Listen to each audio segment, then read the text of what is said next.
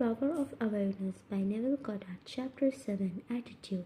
Experiments recently conducted by Merrill Lawrence, Princeton, and Adelbert Ames, Dartmouth, in the Latter's Psychology Laboratory at Hanover, NH, prove that what you see when you look at something depends not so much on what is there as on the assumption you make when you look, since what we believe to be the real physical world is actually only an assumption world.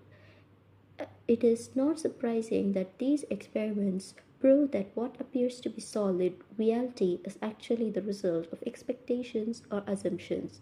Your assumptions determine not only what you see but also what you do, for they govern all your conscious and subconscious movements towards the fulfillment of themselves. Over a century ago, this truth was stated by Emerson as follows: as the world was plastic and fluid in the hands of God, so it is ever to so much of his attributes as we bring to it. To ignorance and sin it is flint.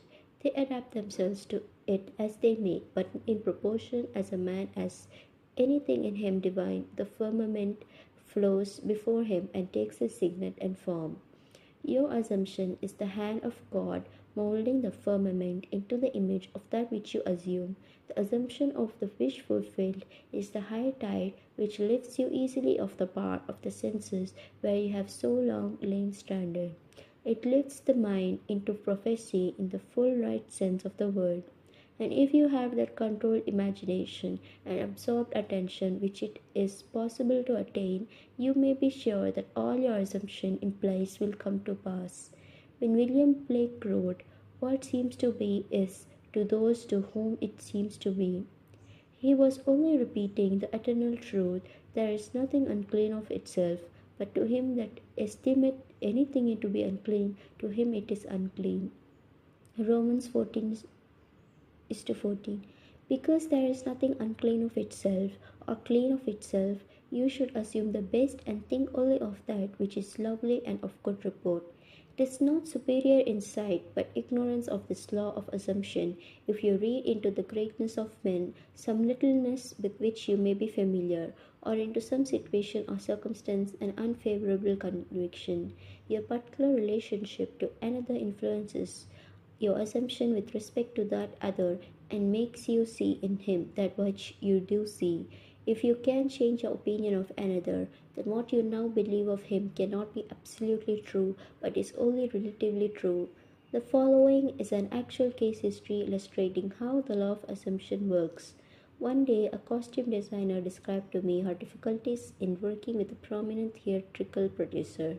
She was convinced that he unjustly criticized and rejected her best work, and that often he was deliberately rude and unfair to her. Upon hearing her story, I explained that if she found the other rude and unfair, it was sure sign that she herself was wanting, and that it was not the producer, but herself that was in need of a new attitude. I told her that the power of this law of assumption and its practical application could be discovered only through experience, and that only by assuming that the situation was already what she wanted it to be could she prove that she could bring about the change desired. Her employer was merely being witness, telling her by his behavior what her concept of him was. I suggested that it was quite probable that she was on conversations with him in her mind which were filled with criticism and recriminations. There was no doubt but that she was mentally arguing with the producer, for others only echo that which we whisper to them in secret. I asked her if it was not true that she talked to him mentally, and if so, what those conversations were like. She confessed that every morning on her way to the theater she told him just what she thought of him in a way she would never have dared address him in person. The intensity and force of her mental arguments with him automatically established his behavior towards her. She began to realize that all of us carry on mental conversations, but unfortunately, on most occasions, these conversations are argumentative, that we have only to observe the passer-by on the street to prove this assertion. But so many people are mentally engrossed in conversations, and a few appear to be happy about it. But the very intensity of their feeling must lead them quickly to the unpleasant incident they themselves have mentally created and therefore must now encounter. When she realized what she had been doing, she agreed to change her attitude and to live this law faithfully by assuming that her job was highly satisfactory and her relationship with the professor was very happy one. To do this, she agreed that before going to sleep at night on her way to work and at other intervals during the day, she would imagine that he had congratulated her on her fine designs and that she in turn had thanked him for his recent kindness. To her great delight, she soon discovered for herself that her own attitude was the cause of all that befell her. The behavior of her employer miraculously reversed itself, his attitude echoing as it had always done that which she had assumed now reflected her changed concept of him. What she did was by the power of her imagination, her persistent assumption influenced his behavior and determined his attitude towards her. With the passport of desire on the wings of a controlled imagination, she traveled into the future of her own predetermined experience. Thus, we see it is not facts but that which we create in our imagination which shapes our lives. For most of the conflicts of the day are due to the want of a little imagination to cast the beam out of our own eye. It is the exact and literal minded who live in a fictitious world.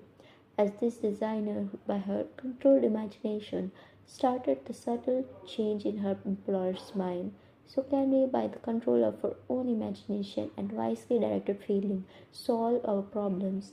By the intensity of her imagination and feeling, the designer cast a kind of enchantment on her producer's mind and caused him to think that his generous praise originated with him.